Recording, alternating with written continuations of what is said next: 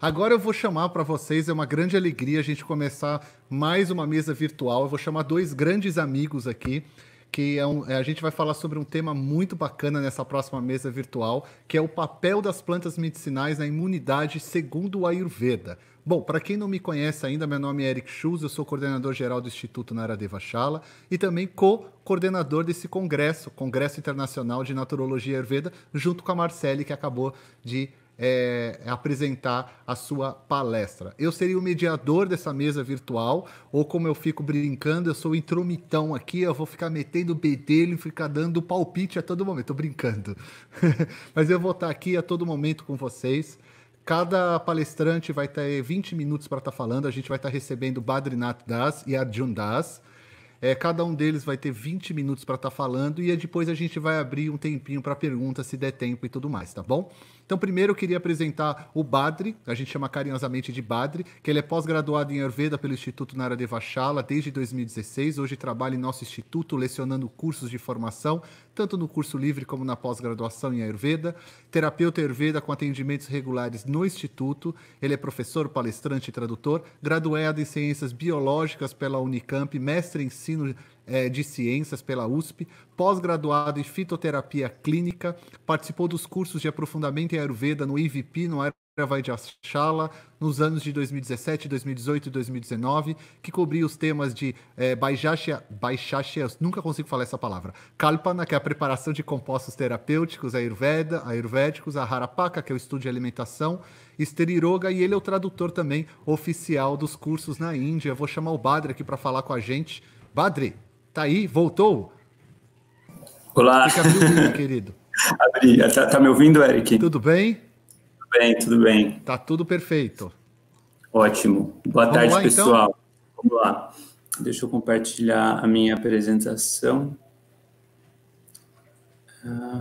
Ok. O Arjun já tá aqui esperando a gente aqui no backstage virtual, tá, pessoal? Então daqui um pouquinho eu chamo ele aqui para ele subir, né? Porque aqui, ele tá abaixo, porque tá só no sistema, fica olhando aqui. Deixa eu colocar aqui a apresentação do Badri. Aí ele tá fazendo assim, ó. Aê! Deixa eu só mudar o fundo para não ficar uma coisa meio quase infinita. Pronto. Badri, microfone é seu, fica à vontade, querido. Tá ótimo. Obrigado, Eric, pela apresentação. Boa tarde, pessoal. Muito bom que vocês estejam aí de novo. Então, hoje eu queria falar com vocês sobre algumas especiarias para usar mais na quarentena, do ponto de vista da imunidade em relação ao Ayurveda. Na verdade, são algumas especiarias que são sugeridas pelo Ministry of Ayush para usar nesse momento atual e melhorar a imunidade. Agora, o que é esse Ayush?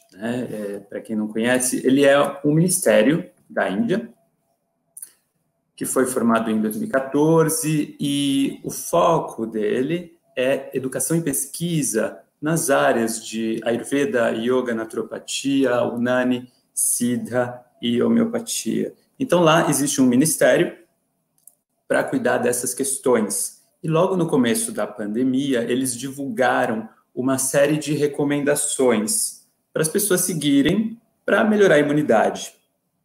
Eu vou focar hoje nas recomendações que têm a ver com especiarias, que são plantas medicinais, porque esse é o tema da nossa mesa aqui. Mas é claro que eles também dão recomendações que não estão necessariamente ligadas com plantas, como, por exemplo, eles recomendam usar água morna ao longo do dia, que também é bom para a imunidade e tal. O meu foco, como eu disse, são as recomendações relacionadas às especiarias. Então, eles recomendam, por exemplo, para a melhora da imunidade, que você possa usar um pouco mais dessas especiarias, como açafrão da terra, no caso, a cúrcuma, o cominho, o coentro e o alho, que você use mais na culinária, porque isso tem o potencial de melhorar a imunidade. Então, eu vou percorrer com vocês a descrição de algumas dessas, aliás, de todas essas plantas, de acordo com os textos clássicos, especificamente alguns que eu vou mostrar quais são. E antes disso, eu queria discutir com vocês a questão da imunidade. Nós já vimos hoje de manhã que imunidade no Ayurveda é um conceito bastante complexo e holístico, né, que envolve muitos fatores de conceitos no Ayurveda. Em suma, imunidade aparece muito conectado com o conceito de Ojas. Isso vocês devem se lembrar das aulas da manhã também. No entanto, quando nós olhamos as propriedades das especiarias, dentro dos textos clássicos de Ayurveda, nem sempre nós encontramos a palavra Ojas descrita ali, falando, opa, essa especiaria é muito boa para a imunidade, porque ela melhora Ojas, por mais que ela seja boa para a imunidade. Então, eu queria propor que nós olhássemos para essas propriedades tentando estabelecer relações com imunidade através de outras funções. Então, que propriedades descritas por esses textos clássicos a gente também poderia relacionar com imunidade? E o que eu estou propondo hoje é que a gente perceba que quando o texto fala que aquela erva, aquela especiaria tem uma ação tônica ou fortalecedora, ele também pode estar implicando um fortalecimento da imunidade. Quando o texto fala que aquela especiaria ou aquela planta medicinal tem ação protetora do sistema respiratório, melhora alguma função da respiração, provavelmente isso também tem a ver com imunidade. Afinal, o sistema respiratório é a nossa principal porta de entrada no corpo, né? Então, patógenos entram pelo sistema respiratório. Eu também proponho que nós observemos quando o texto fala que aquela droga, aquela especiaria tem ação no tratamento da febre. A gente sabe que a febre é uma das principais defesas do corpo nos processos imunológicos, e também a febre, enquanto uma doença, enquanto processo de doença e também enquanto conceito, é muito importante no Ayurveda, na gênese, na origem de várias outras doenças. Também ação contra parasitas. Então, nós vamos observar quando o texto fala que aquela planta tem ação contra parasitas, porque isso deve ter a ver com uma melhora do sistema imunológico. Vamos observar também quando existe alguma ação reguladora do intestino. Afinal, é cada vez mais reconhecido, inclusive no meio científico ocidental, o quanto o intestino é importante, um intestino bem regulado é importante na manutenção da imunidade. Vamos observar também quando as especiarias têm alguma ação que melhora a digestão, uma ação digestiva ou aperitiva, porque a digestão bem equilibrada é um pré-requisito para a produção de Ojas, desse fator da imunidade.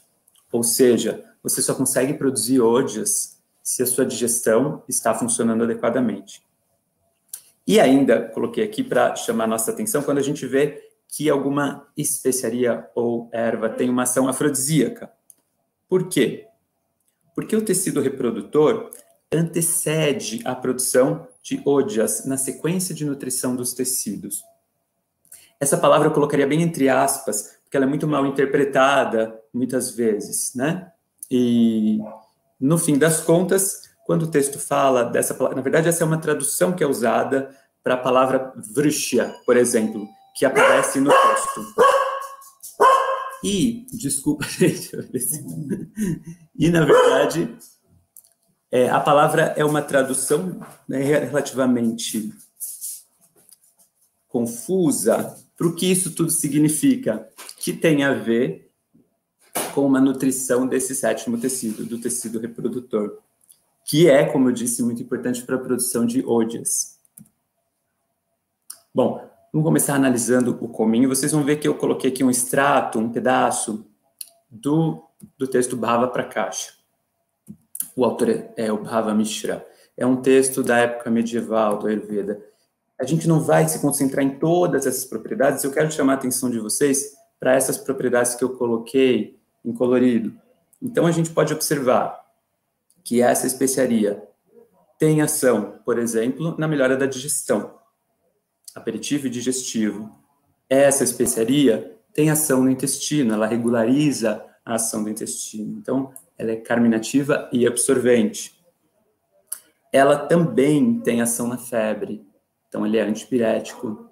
Ele ainda é afrodisíaco, como eu falei, então a gente vai entender esse termo afrodisíaco como uma nutrição dos tecidos que é capaz de chegar nos últimos níveis, né, de nutrição do corpo em geral mesmo, de estabelecimento saudável das estruturas do corpo, permitindo a formação de iodes. E ele ainda dá força. Próxima especiaria que foi recomendada pelo Ayush, que a gente utilize mais, é o coentro. Aqui a gente pode estar se referindo à semente do coentro, por exemplo, mas você pode usar também a folhinha. Então, bom, entre as propriedades, como eu disse, vamos focar hoje nas que estão em colorido, porque elas têm a ver com esse nosso olhar para a imunidade. Você percebe que o coentro tem ação também sobre a digestão, ele melhora a digestão, aperitivo e digestivo. Ele também age sobre febre e ele regula o intestino também, ele tem uma ação absorvente no intestino. Essa não é uma ação de prender no intestino necessariamente, no mau sentido do termo, mas sim uma ação de ajudar a regular quando existe diarreia, por exemplo. Ele ainda reduz os 3 doshas, a gente viu nas aulas da manhã o quanto o equilíbrio dos doshas também é importante para a imunidade. Ele age no sistema respiratório, como vocês podem ver, e ele ainda ajuda a combater parasitas. O alho, outra especiaria recomendada pelo Ayush para a gente usar mais. Você percebe no texto clássico que ele tem ação vitalizadora dos tecidos, ele é afrodisíaco, então a gente pode entender que ele nutre toda a sequência dos tecidos de forma muito boa. Ele é digestivo e ajuda a tratar a indigestão, a falta de capacidade digestiva. Então, ao melhorar a digestão, também vai propiciar a formação de iodes, certo? Ele ainda ajuda a regular o intestino, agindo como um laxativo, sendo útil para a constipação. É um tônico geral do corpo, e a gente falou que nós relacionaríamos isso também com imunidade, né? Ajuda a tratar parasitas, isso também faz sentido, espero que também vocês consigam relacionar isso com imunidade, e ainda é útil para o sistema respiratório. Vocês veem aqui tosse e dispneia. Outra medida que o Ayush sugere para a promoção da imunidade é o uso de um chá. Esse chá, ou decocção, você pode fazer com... Eles recomendam fazer com tulsi, que é uma planta que até existe no Brasil, mas não é tão comum. Então, você pode usar manjericão, que tem propriedades parecidas. Não é a mesma coisa, mas é parecido. Você pode usar canela, você pode usar pimenta preta, o gengibre seco, uva passa. Então, você faz um chá desses. Uma dica que eu daria é você ferver os ingredientes duros e secos, e uns 5 minutos está muito bom. Depois você coloca o manjericão no final, só quando desligar o fogo, porque ele tem muitos óleos voláteis, né? E você tampa por um tempo, uns 10 minutos, está ótimo. E você toma 1 ou 2 vezes por dia, de acordo com a recomendação do Ayush. Pode pôr açúcar, pode pôr açúcar mascavo, né? Um açúcar de boa qualidade, ou um açúcar demerara. Pode pôr limão, se quiser também. Enfim, vamos analisar as especiarias que estão nessa recomendação, na recomendação desse chá. De que forma elas representariam uma melhora da imunidade. Então, a gente percebe que a uva passa, por exemplo, que é um desses ingredientes, é descrita no texto clássico. Aqui eu estou citando, na verdade, a Farmacopeia Ayurvédica da Índia, que é um outro texto oficial relativo ao Ayurveda. Então, você tem aqui uma ação afrodisíaca. Então, a gente compreende a relação disso com a produção de iodes também. Ela ajuda a tratar tosse e dispneia, ou seja, ela age no sistema respiratório. Ela ajuda a tratar debilidade, então ela é um tônico do corpo, ela fortalece, e assim fortalece a imunidade. Ajuda a tratar a constipação, então ela age no intestino, e melhora a digestão também, porque ela ajuda no tratamento da dispepsia. A pimenta do reino, outra erva que está constando nessa preparação, você vê que ela tem, aqui é a descrição de acordo com o Bhava Prakasha, tem ação na digestão, então ela é aperitiva, tem ação no sistema respiratório, alivia dispneia, e alivia febres também, nós falamos da relação da febre com o sistema imune, e também ajuda a tratar parasitoses. Então, a canela, outro ingrediente desse chá, de acordo com o Bhava Prakasha, me desculpem que eu estou passando assim, sem ler todos os itens, mas é que o nosso foco agora é justamente essas propriedades que se relacionam com a imunidade, de alguma forma. É claro que a gente depois, na hora das perguntas, pode discutir isso também, né? Alguém pode falar, nossa, mas eu não concordo que essas propriedades têm a ver com a imunidade, ou eu acho que devia ter incluído outra propriedade, tá? Porque isso é a minha análise sobre esses extratos do texto clássico relacionando com a imunidade, tá bom? Aqui, sobre a canela, nós percebemos que ela tem ação em aumentar o sêmen, nós falamos que nutrir o sistema reprodutor tem a ver com imunidade, já que o sistema reprodutor bem nutrido é um requisito para a produção de ódias saudáveis. Na verdade, a nutrição de todos os tecidos é requisito para a produção de ódias. E da força? Bom, se dá força, fortalece num sentido geral, inclusive o sistema imune. O gengibre seco, nesse caso, que é descrito para esse chá, quando nós olhamos as propriedades dele descritas no Bhava Prakasha, nós também encontramos propriedades de melhora na digestão, então tá vendo, digestivo, ajuda a tratar doenças gástricas, e assim é condizente com a produção de ódias, a melhora da imunidade. Ele ajuda na regulação do intestino, ó, ajuda a tratar constipação, e ao mesmo tempo ele ajuda a solidificar a matéria fecal, considerado um absorvente. Então ele regula o intestino, nós já conversamos sobre como o intestino é importante para a imunidade. Ele também é considerado afrodisíaco, e a gente acabou de falar dessa relação também. O manjericão, que é o outro item desse chá, dessa decocção, de acordo com o Bhava Prakasha, você vê que o manjericão tem ação no sistema digestivo, melhorando a digestão, é aperitivo.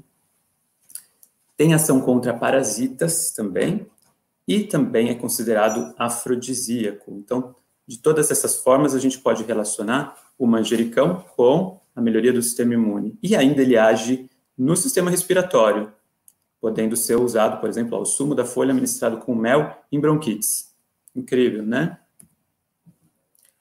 Outra sugestão do Ministry of Ayush para a promoção da imunidade. Eles sugerem, se você consome leite de vaca, e aí eu espero que você tenha acesso, se possível, ao melhor leite possível. Esse é o meu desejo para todo mundo. Claro que eu sei que não é todo mundo que tem, infelizmente. É lógico que um leite orgânico é muito melhor, né? E alguém poderia perguntar, pode ser leite vegetal? Não são as mesmas propriedades, mas você pode usar sim, já que a gente está aqui considerando que a cúrcuma em si tem ação no sistema imune, tá? Então, o que eles sugerem aqui é meia colher de chá do açafrão da terra aqui, aquele que é mais barato aqui no Brasil mesmo, e não aquele que é super caro, que é o açafrão verdadeiro, né? Então, aqui a cúrcuma, açafrão da terra, meia colher de chá da cúrcuma em pó, em 150 ml de leite quente, 1 ou 2 vezes por dia. E aqui vamos ver a descrição no Bhava Prakasha, que é um texto clássico do Ayurveda, sobre a cúrcuma. E você vê que ela é útil para curar úlceras e feridas, a gente pode relacionar isso com imunidade também, e ela ajuda a tratar o sistema respiratório também. Então, ela é bom para asma, ela é boa para asma. O Ayush sugere também, se você tiver tosse seca, dor de garganta, alguns desses sintomas de preferência leves, né, que você vai poder tratar em casa mesmo, que você faça isso, que você faça a inalação de vapor com folhas frescas de hortelã, para praticar 1 vez por dia. De hortelã é melhor aqui, porque esse ajwain, na verdade, traduziram como semente de cominho, mas não, na verdade é uma outra sementinha. Tá? E o hortelã vai ser muito mais cheiroso para você fazer do que ajwain. Bom, então faça isso com folhas de hortelã. Você esquenta a água, ferve a água, coloca ali as folhinhas de hortelã e vai respirando aquele vapor. Você pode pôr uma toalha em cima da cabeça para direcionar o vapor até as suas vias aéreas, né? E também outra sugestão, se tiver tosse seca ou dor de garganta, é usar o pó de cravo misturado com açúcar, novamente, um açúcar de boa qualidade, né, que seja demerara ou mascavo, ou com mel natural, para você tomar 2 a 3 vezes ao dia, caso tenha tosse ou irritação na garganta. Agora, novamente, vamos olhar as propriedades dessas duas especiarias no texto clássico. Então, a farmacopeia ayurvédica da Índia descreve o hortelã como todas essas propriedades, e você também observa que ação na digestão, então ele é aperitivo, ele ajuda a tratar a digestão lenta, indigestão, falta de apetite, e assim é condizente com a produção de ótias. Ele age também no intestino, regularizando o intestino, você vê que ele é bom para diarreia, para intestino irritável. Ele age no sistema respiratório, então você vê, ele é bom para problemas respiratórios e para tosse, ok? Ele é bom para ajudar a tratar parasitas e, inclusive, ele é fortalecedor. E nós falamos que a gente poderia relacionar essas propriedades com imunidade. E temos ainda aqui, ele é útil para febre. Então, por todas essas propriedades... Obrigado, Eric. Nós podemos entender que ele tem a relação com o sistema imune. E, por fim, o cravo, de acordo com Bhava Prakash, ele tem essas propriedades, e novamente nós encontramos aqui propriedades de melhoria da digestão, então ele é aperitivo e digestivo, ele ainda age regulando o intestino, veja, ele ajuda a tratar a distensão e cólica, e ele ajuda a tratar o sistema respiratório também. Então, por tudo isso, a gente pode relacionar o cravo também com esse efeito benéfico no sistema imune. Aliás, todas essas especiarias que nós vimos que estão nas recomendações do Ayush, vocês percebem que, por vários princípios, por várias propriedades, elas podem se relacionar com uma melhora da imunidade. De fato, quando a gente faz uma busca de artigos científicos atuais sobre essas especiarias, nós encontramos que todas elas têm alguma ação imunomoduladora, ou seja, todas elas, inclusive, de acordo com a medicina moderna, com a fitoterapia moderna, eu diria, todas elas são entendidas como especiarias que melhoram, de alguma forma, a função do sistema imune. E a gente acabou de ver como nós podemos identificar isso no texto clássico, certo? Então, essas são as referências das quais eu retirei essas informações. Se alguém tiver qualquer dúvida que não der tempo de perguntar aqui hoje no final, eu fico à disposição, pode anotar o meu contato. E muito obrigado pela atenção de vocês mais uma vez, pessoal. Obrigado, Eric. Obrigado, Badri, mais uma vez. Brigadão mesmo. Obrigado pela tradução pela manhã também. Obrigado pela apresentação. Provavelmente a gente não vai conseguir realmente abrir para perguntas, mas lembrando, pessoal, amanhã a gente já vai estar mandando um e-mail para vocês falando sobre o certificado, e ao longo da semana a gente vai estar mandando para vocês, para todo mundo que se cadastrou, porque não tem outra forma de a gente se comunicar, é muita informação.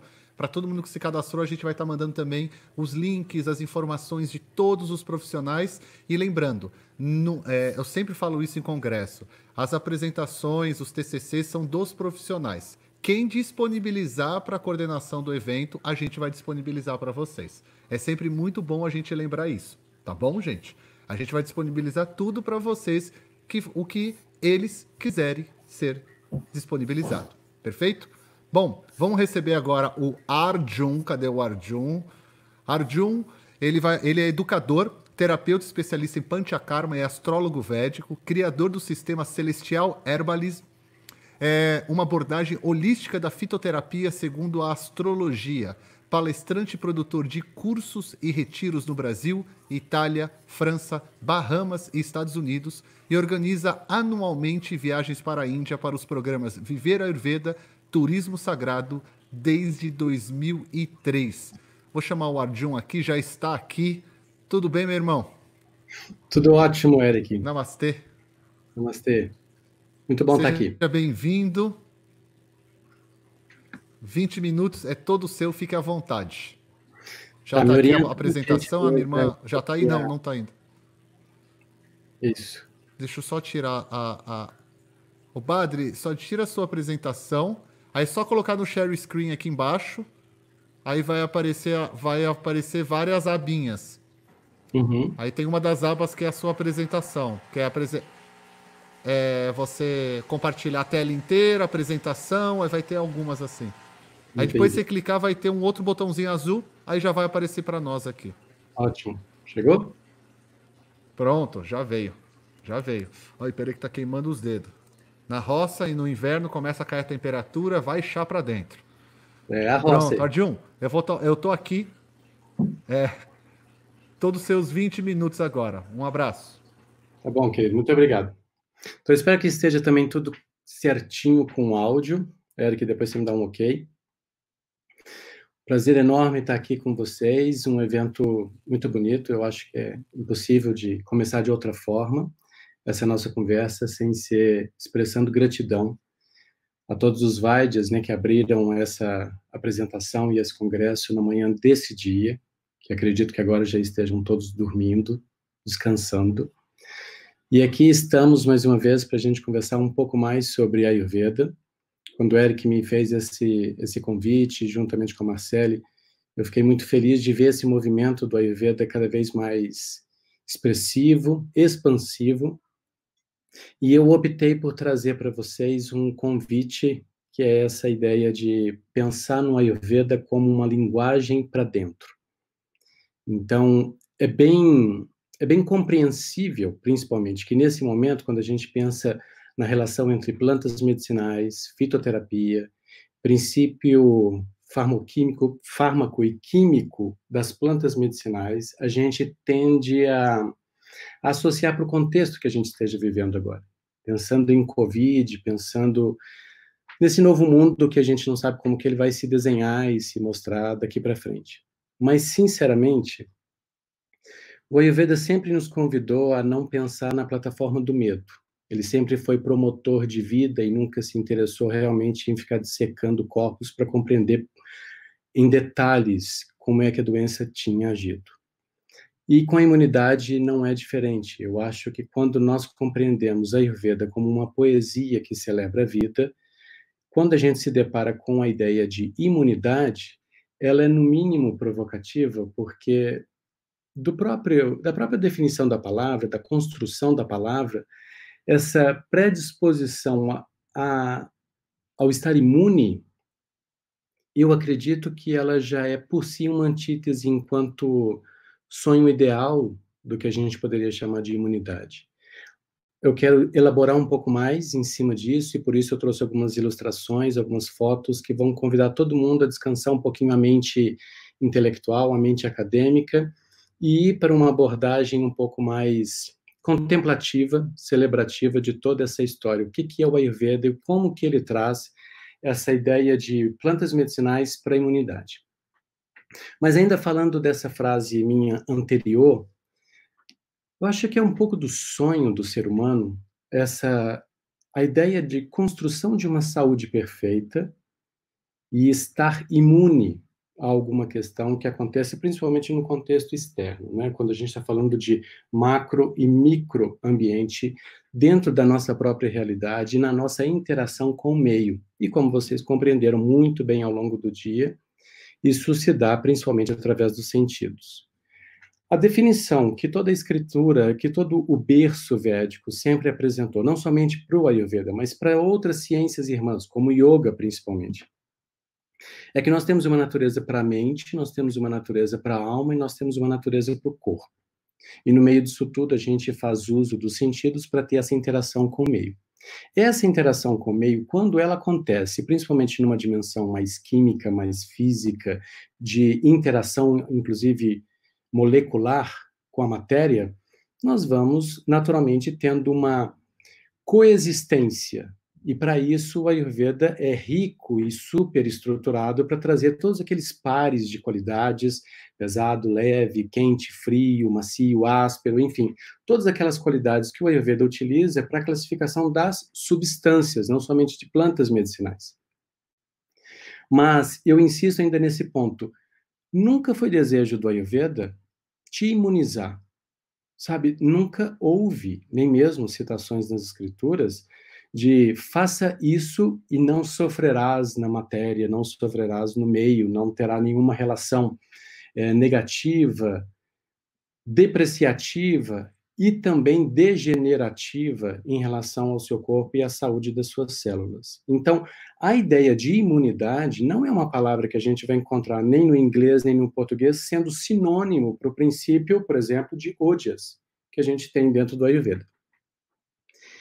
Esse fluido, essa seiva de prazer, de contentamento, de interação saudável, positiva e próspera, compreendendo prosperidade aqui num sinônimo de saúde, é promoção de um estado natural da mente. Então, imunidade, dentro da perspectiva clássica mesmo do Ayurveda, não é uma interpretação moderna. A própria definição e a própria citação clássica do termo mais próximo que a gente encontraria para ver imunidade, vocês viram mesmo, principalmente na primeira aula do dia, quando Vaidya elaborava sobre vários termos, não? A gente falava sobre Bala, sobre Agni, sobre Prana, sobre Ojas, sobre a qualidade dos tecidos, a necessidade de termos canais desobstruídos. Então, o foco sempre foi muito mais em permitir a fisiologia sistêmica e a reparação dos sentidos e a restauração dos tecidos. Quando a gente encontra tudo isso acontecendo, e se a gente quiser dar um salto de 5.000 anos atrás para 2020, a gente vai observar que a importância disso tudo acontece principalmente em cima de um tripé. Estilo de vida, atividade física e alimentação. Quando a gente pensa em plantas medicinais, onde é que ele entra dentro dessa história? Aí vem um encanto de uma pesquisa que eu realizo já há um bom tempo, de observar principalmente a partir da perspectiva da etnobotânica, como que a planta, como que o reino da natureza, como que florestas, vales, bosques, como que todo esse cenário sempre foi berço para uma postura muito mais meditativa, de observação, de contemplação da beleza da vida. E aí, quando a gente entra, principalmente dentro do tema de hoje, o uso de plantas medicinais para imunidade, segundo a Ayurveda, existe um risco potencial imenso, que é o de repetir ou clonar a mesma abordagem de outros modelos de práticas médicas dentro do Ayurveda.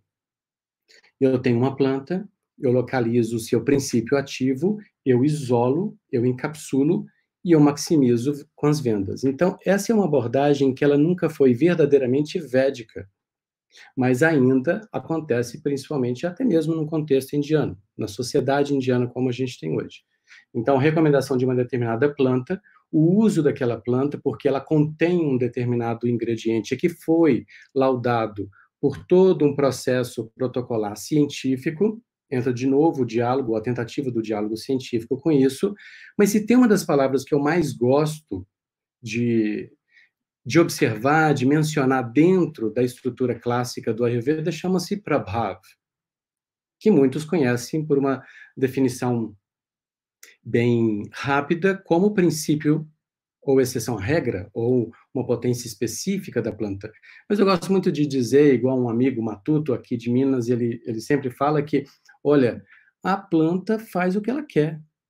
A gente entra com uma análise, a gente entra com a nossa abordagem empírica, a gente tenta estruturar dentro da nossa própria capacidade intelectual, dentro do vocabulário técnico que a gente tem hoje, dentro dos parâmetros científicos, mas a gente ainda tenta compreender a planta. Ela, por si, enquanto potência e potência divina, manifesta na forma de uma existência fitotípica, ou seja, a personificação na planta de um princípio divino que manifesta e está por trás de toda a sustentação do universo. Isso faz parte até mesmo do Sankhya, princípio filosófico que sustenta tudo isso que a gente estuda dentro do Ayurveda, principalmente quando a gente menciona o termo Mahatattva. Daquele ponto até chegar na planta é um pouco da viagem que eu quero conduzir vocês aqui. Então, aqui nós estamos em um ambiente que sempre me inspirou imensamente, que é justamente a ideia de aprender com a natureza. Eu sempre gostei dessa abordagem. O Ayurveda é uma linguagem, não é simplesmente uma técnica, não é um sistema, não é a medicina da nova era, foi a medicina de eras e milênios atrás e é principalmente o manual da vida que nós recebemos de uma forma muito grata e, por que não, bondosa e generosa de todo ser pensante e inteligente na ordem cósmica por trás disso tudo. Quando nós olhamos para a natureza, ela já está nos ensinando. Nós usamos o Ayurveda com toda aquela estrutura de termos e subtópicos para compreender o que ela é. O fenômeno, o encanto, a magia, ela já acontece na natureza.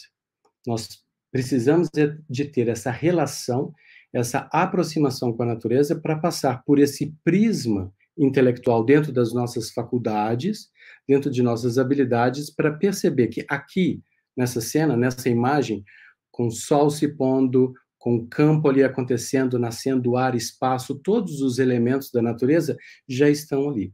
E eu fui buscar inspiração justamente em um bioma, que é o segundo maior bioma do nosso país, que é o bioma do Cerrado. Ele sempre me encantou. Quem já teve essa oportunidade, aliás, antes que falte essa menção, essas imagens, até pouquíssimo tempo, era a imagem do meu quintal, quando eu morava ainda aqui na cidade de Brumadinho, em Minas Gerais. Então, são fotos de lá, desse ambiente que eu optei por morar, até encontrar, já no primeiro ano que eu fui para lá, essa cena, que é uma cena extremamente comum. Todo mundo que é de lá já me avisava, olha, tá vindo aí a temporada das queimadas. E aí eu passei muitos anos acompanhando isso e percebendo o drama disso todo dia. O que acontece com o Cerrado? Ele é famoso por esse princípio da combustão, ou seja, parece que o elemento fogo optou por morar ali. A gente poderia chamar de templo do senhor Agni. Por que não? Porque é queimada todo ano, infalivelmente. Essa aí é a região de um parque estadual aqui de Minas chamado Serra do Rola Moça, na região de Brumadinho.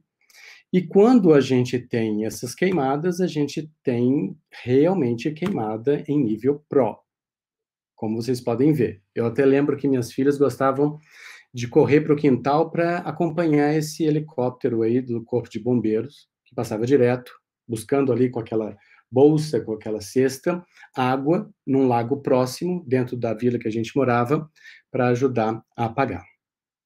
O que acontece com essa cena é que, principalmente, esse instante dual entre paisagens lindas, como vocês viram ali, daquele pôr do sol, e esse instante de fumaça e cheiro de queimado, que a gente precisa, inclusive, se deslocar, liberar espaço para que a equipe de resgate aconteça e venha, você vai se deparar daqui a pouco com essa cena, que é tão difícil de aceitar, porque você tenta comparar com a memória daquele momento, daquele pôr do sol maravilhoso, aqueles campos lindíssimos. Mas o que acontece nesse momento é que sempre foi inspiração para o que eu quero conversar com vocês hoje.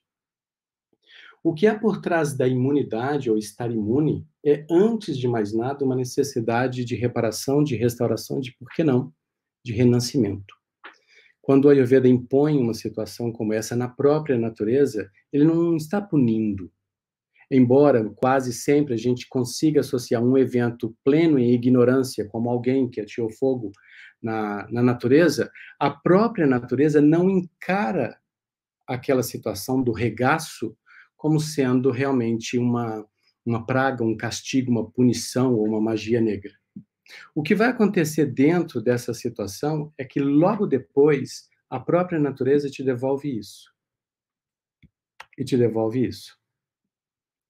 Antes você estava com essa situação praticamente fúnebre do velório, da contemplação, então ela te impõe um período, uma sazonalidade espiritual do inverno, do outono, seco, e depois desse processo de carbonização praticamente por completo, não há ser vivo que olhe para aquilo e fale, eu acho que agora acabou mesmo. Vai regenerar? Não dá, está totalmente acabado. E ela te prova que ela ainda consegue trazer bálsamo aos seus olhos, aos seus sentidos, renovando a paisagem dessa forma e dessa forma. Mesmo lugar, mesmo cenário, morte e vida. Imunidade, na minha opinião, e principalmente tentando compreender um trabalho do Hans, que é esse pesquisador que trouxe esse termo, principalmente do estresse, para o nosso vocabulário e para a nossa linguagem. Ele fez isso há quase 100 anos atrás, onde ele demonstrava que, na verdade, a nossa relação com a queda de imunidade, e ele associa o estresse como modus operandi dessa degeneração da imunidade, é que é a reação. Como nós interagimos com o estresse é que é o problema, não o estresse em si. Então, se você lembra dessas telas anteriores, você tinha uma natureza que era belíssima, depois ela muda de apresentação, ela muda de aspecto, e então ela se encaminha para a regeneração. E é como ele diz, o estresse é o tempero da vida. Agora, por que o tempero da vida diante de uma situação que você não consegue descrevê-la com boas palavras? Parte do princípio de que a gente encara a doença como castigo, a saúde como algo que eu tenho que buscar fora, que eu tenho que pagar por isso. E eu sempre uso muito essa expressão, eu recentemente já tenho falado muito disso novamente, falei isso durante muitos anos, dou aula desde 2001, então muitos alunos, centenas de alunos ouviram isso durante tanto tempo, que é: saúde não é prêmio, enquanto que a doença não pode ser interpretada como uma intervenção divina de castigo, de punição, ou a quinta praga do Egito, não é uma coisa nesse sentido. O que nós vamos entender, principalmente no estudo das plantas medicinais, é que nós temos espécies, principalmente dentro do ambiente do cerrado, que são ricas nessa capacidade de transpor, de conduzir e de contribuir para a nossa própria memória genética com elementos que eles aprenderam. Ou seja, faça uma associação imediata, por gentileza, de imunidade como resultante de um processo de inteligência fitotécnica, habilidade da planta de sobreviver. Nós estamos falando de resiliência. Então, resiliência é justamente essa capacidade que nós teremos, não de sustentar o perrengue, mas de honrá-lo, porque você realmente compreende e contempla que não existe a morte, nem mesmo naquele estado. O cerrado é riquíssimo nisso, porque nós temos uma variedade de plantas e flores, e aromas e espécies e raízes e frutos. Várias empresas, na verdade, surgiram para explorar algumas e distintas qualidades desse mesmo próprio bioma. Então, ali nós temos frutos do cerrado, flores do cerrado, aromas do cerrado, perfume do cerrado, cipó do cerrado, lenha do cerrado, madeira, folha e forragem. Nós temos uma riqueza dentro do ambiente do cerrado, um bioma absolutamente belíssimo. Ele abrange aproximadamente 8 estados aqui dentro do Brasil, e ele se conecta com biomas adjacentes, fazendo justamente a famosa transição de Mata Atlântica para Cerrado, de Cerrado para Caatinga e por aí vai. E dentro daquela relva toda tipo savana, nós temos uma oportunidade de aprender com o Cerrado. Aqui, por exemplo, eu trago uma espécie, que é a Xilópia aromática, que é a pimenta de macaco. Essa é uma particularidade do Cerrado. Parece que por ter uma relação tão harmônica, de coexistência, de tolerância, de resiliência, mas principalmente de ciclo que se renova naturalmente graças à presença e à combustão intensa e o elemento fogo, nós temos ali muito cheiro, muita cor e muito sabor. Então, até mesmo para a culinária, eu tenho certeza que aqui na audiência tem muitas pessoas que estão aí vivendo, que são próximas dessa região e do bioma inteiro, não estão mais nas zonas tão temperadas, mas estão bem dentro, no centro desse vasto e largo bioma, vocês vão reconhecer centenas de plantas. E é um pecado trazer numa apresentação como essa de hoje 2, 3, 4 espécies, porque na verdade a gente tem 400, nós temos 4.000 tipos, nós temos uma infinidade de opções, mas todas batem um ponto que sempre me chamou muita atenção. Tem muita cor, tem muito sabor e tem muito convite à regeneração. Quando a gente vai para um cruzamento entre a leitura etnobotânica dessas plantas, uma contribuição antropológica fazendo um cruzamento sobre o matuto, como que ele usou o nome popular para chamar a xilope aromática de pimenta de macaco, e por que, por exemplo, ele chama sucupira, a Pterodon de sucupira, por que ele vai chamar, aqui uma outra imagem, a copaíba de copaíba, de onde que vem esses termos, por que ele vai chamar a lofoensia de pacari, ou pacari, nós vamos encontrar na forma, na imagem de todas essas plantas, uma certa protuberância, um destaque, uma exuberância nas suas folhas, no seu cheiro, nas flores e principalmente nos seus frutos.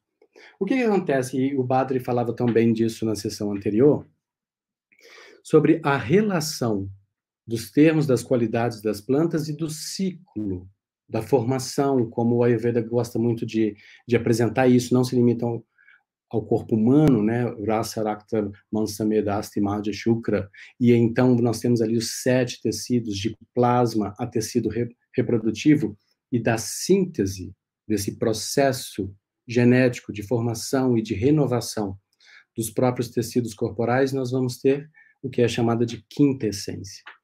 Essa quintessência, que é traduzida na própria literatura sânscrita como ojas, seria a seiva da vida. E uma coisa que sempre me chamou a atenção, principalmente quando a gente está falando dessa planta aqui, que é a copaíba, é a generosa formação de óleo. Ouvi isso diretamente de alguns professores e vaidyas na Índia, e eu sempre fiz questão de memorizar e eternizar essa citação. Uma planta que tem essa capacidade de sintetizar e de produzir óleo, e principalmente ter uma grande concentração de elementos voláteis que serão aglomerados e serão apresentados ali na forma de óleos essenciais, essa planta, ela foge da curva e ela apresenta um destaque de inteligência. E aí a gente precisa de utilizar, por que não, um princípio e um termo lá da própria literatura clássica do Ayurveda, um princípio Mahatattva, um princípio tattvic, um princípio de consciência expandida, manifesta nessa jornada da luz em direção à matéria, prismada dentro do corpo dessa planta. Em outras palavras, plantas que produzem grande quantidade de óleo vegetal, que entregam uma grande quantidade de óleo e de óleo essencial, elas estão em um estado de evolução e de consciência e de interação com todo o resto, com sinapses já profundamente desenvolvidas. Ou seja, a tentativa da gente fazer uma correspondência entre o princípio sensorial do meio da natureza com a planta se sintetiza em uma planta tem óleo essencial, toda planta tem óleo essencial, a gente vai encontrar a terra com óleo essencial, a gente vai encontrar óleo essencial em rocha, inclusive. Mas quando nós encontramos uma sucupira, que ela tem essa capacidade tão cicatrizante, quando a gente vai encontrar, por exemplo, na pimenta de macaco, que ela tem uma capacidade de regenerar a mucosa do estômago em casos de úlcera e princípios gástricos, assim, bem degenerativos, quando a gente vai lá na copaíba, por exemplo, e ela renova toda a mucosa da garganta, quando a gente vai lá na pacaria, a gente vai encontrar principalmente que ela tem essa capacidade de regeneração de tecido. Ela é absorvente, um termo que o Badri usou bastante na apresentação dele anteriormente.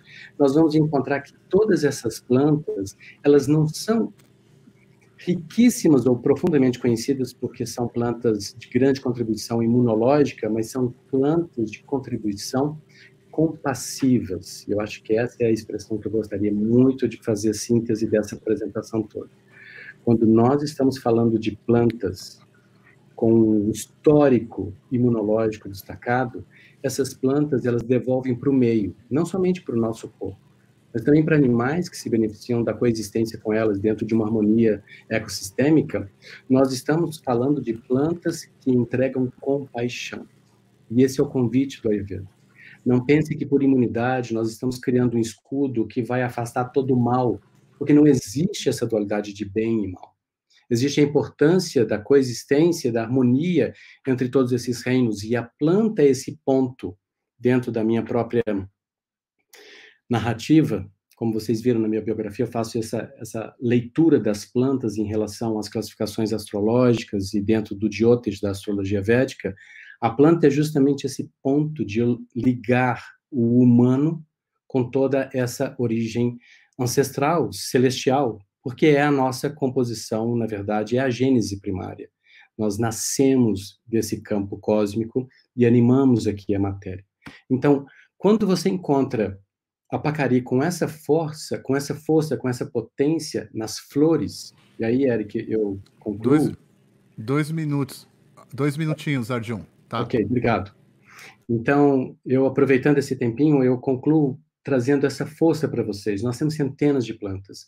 Nós precisamos de fazer essa releitura, que é um trabalho, e uma das afinidades muito grandes que eu tenho em relação à participação e colaboração com o trabalho do Naradeva, com o Eric, é essa busca que nós encontramos no nosso trabalho ao longo de muito tempo, de convidar o nosso aluno, de convidar o nosso amigo, de convidar a comunidade, a sociedade brasileira a fazer o uso da literatura, o uso das referências clássicas, mas principalmente o uso do Ayurveda como uma linguagem ancestral que precisa se adequar ao contexto, a tempo, lugar e circunstância.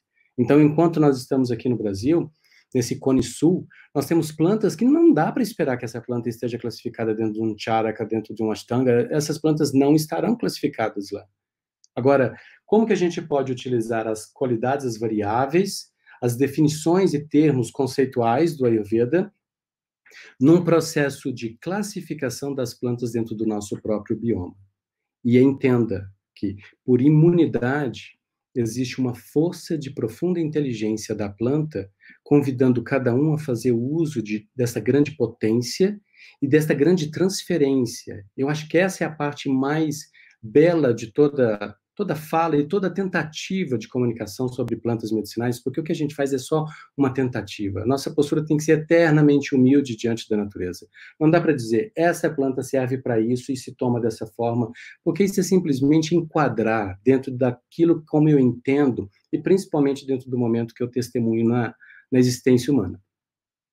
As plantas existem, sempre existiram, e quando elas entregam uma força, como uma flor, como um fruto, como uma semente, como um cheiro, elas estão nos convidando para uma força sexual, uma força tântrica, de relação com a natureza, um convite à vida. Afinal de contas, quando uma planta, como a Pacari, entrega uma flor desse jeito, ela está convidando o polinizador. Ela está pedindo que façamos a nossa parte de proteção do ecossistema, de devolução a esse meio e, principalmente, que possamos contemplar na sua forma e na sua beleza esse mesmo princípio de que imunidade é cuidar do outro. Imunidade é cuidar do meio. Imunidade não é afastar o outro agente, mas compreendê-lo e viver de uma forma verdadeiramente essencial. Então, aqui, olha que belíssima essa outra foto, também da Lafoecia Pacari. E eu deixo a minha gratidão mais uma vez ao Eric e a todos envolvidos na produção desse belo evento, que todos os seres possam viver em paz, e aí estão algumas formas de entrar em contato comigo para aqueles que gostariam de trocar alguma ideia ou expandir esse conceito que a gente trabalhou aqui. Muito obrigado, Eric.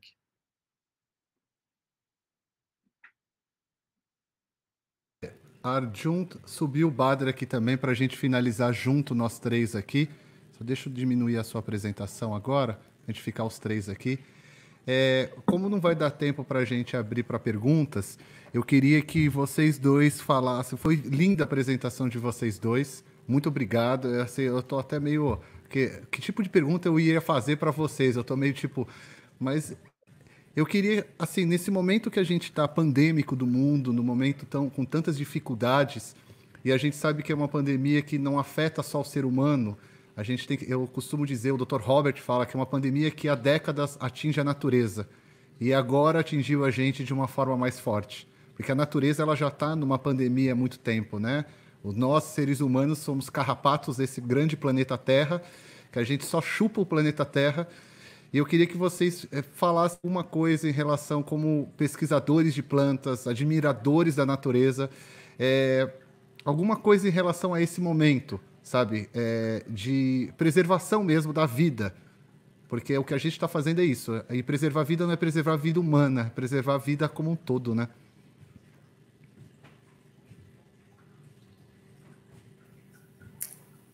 Quer falar primeiro, Arjun, ou eu falo?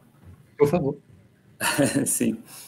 Bom, eu penso que eu gosto de lembrar, inclusive na aula que a gente sempre faz sobre Aushadha, eu gosto de começar com um verso, um sloka do Bhagavad Gita, no qual Krishna diz que ele é o Aushadha. Então, existe esse verso no Bhagavad Gita, eu acho que tem tudo a ver com essa apresentação linda do Arjun, por exemplo, no sentido de que as plantas são uma expressão da divindade no nosso mundo. E quando a gente estuda, quando a gente se relaciona de alguma forma com esse tema, a gente está se aproximando da divindade. Eu acho importante sempre lembrar disso e que essa imunidade, né, esse poder que é compartilhado pelas plantas com a gente, através também de todo esse conhecimento em si e esse poder, essa potência, são todos divinos, são uma forma da divindade, da deusa ou do deus. Então, eu acho que a gente pode tentar se relacionar com esse tema, com a imunidade que a gente está buscando, com essa conexão que é tão necessária, de uma forma realmente espiritual. E a gente faz isso cuidando dos outros, cuidando da natureza, como o Arjun belamente acabou de explicar também. Eu penso dessa forma. É isso. Sabe que essa conversa me fez lembrar, em 2007 eu estava no Kerala, no sul da Índia, aos pés de uma pessoa que eu amo demais, que é o Vaidya Karuna. Imagina que você está diante de uma pessoa que tem ali quase 80 anos lidando com plantas medicinais, com centenas de receitas no coração. Eu não ia perder essa oportunidade, então, lógico que eu fiz uma pergunta para ele. Vaidya Karuna, diante de toda a experiência sua com a Ayurveda e com as plantas, diante de todo esse conhecimento das fórmulas e de todas essas receitas, das escrituras, o que você me recomenda, hein, de remedinho, assim, de proteção, para ficar forte, saudável, para não ter nenhuma doença? E tem alguma receita aí que o senhor não vende de jeito nenhum, mas que talvez o senhor, por misericórdia, queira dividir aqui com a gente? Claro que ele não entende inglês, ele recebeu a tradução da médica que estava passando em Malayalam para ele, e aí ele ouvia aquilo e com aquela amorosidade toda, ele, ele colocou a mão no queixo, refletiu por alguns segundos e disse, bem, acorde cedo, dê graças ao sol, agradeça pela vida, perdoe antes de dormir e está tudo bem.